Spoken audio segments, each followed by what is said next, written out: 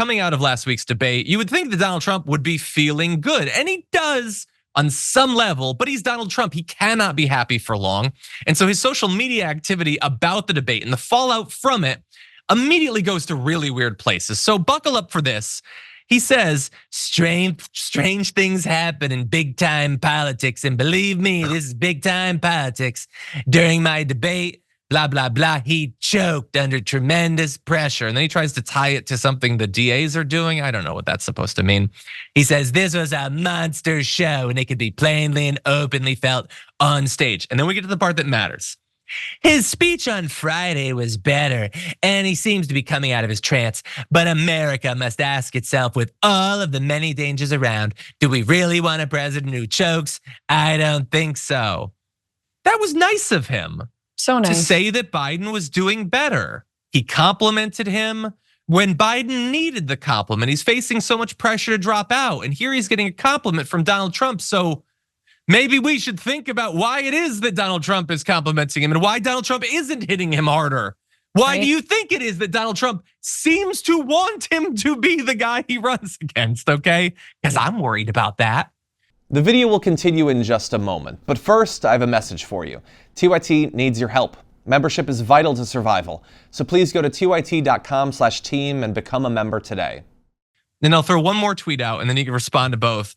He says this, as I walked off the stage on Thursday night at the end of the highly anticipated, in quotes, debate, anchors, political reporters, and all screamed that I had the greatest debate performance in the long and storied history of capital P presidential, capital D debates. They all said effectively, Trump was fantastic.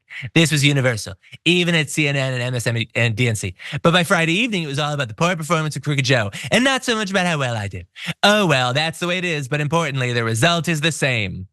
What are you talking about? Nobody thinks you were good, you lying, addle-brained fool. You were just standing next to a guy who barely made it through the thing. I love that he can't just take the win.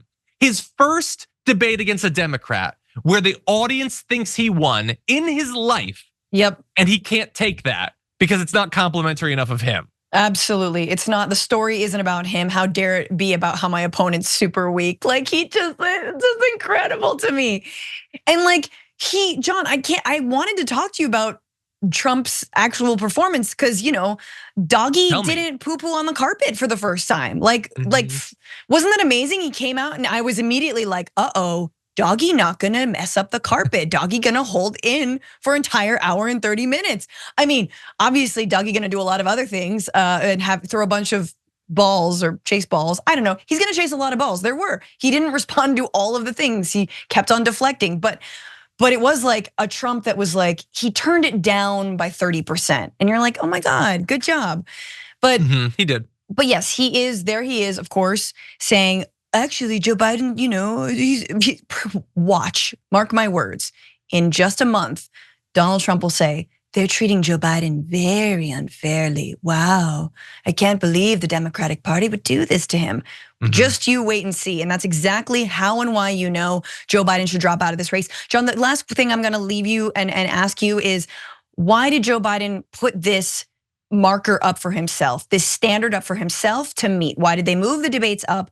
Why did they say, yes, we will do this debate when it's so clear that Donald Trump is absolutely like cooking himself every which way, inside and outside of the court, in all of his brain farts on the campaign trail? Why just leave good enough alone? Why did they have to do the debate? And that's because Biden wanted to prove to the American people that he was cogent and he was with it, and he's not, right? So, okay. Yeah. So then what was the response? What was their contingency plan for him not doing well?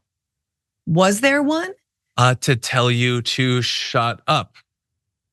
Yeah, I guess so. To tell you, you're supposed to take the threat of Trump way more seriously than the candidate and his inner team will. And let me just say, as somebody and as a network, as you have been pointing out for the last 8 months, Biden's policy in Gaza is wildly unpopular, and they've been really good at ignoring all of the critiques on that and just squashing dissent. So hey, they've had practice for a long time now.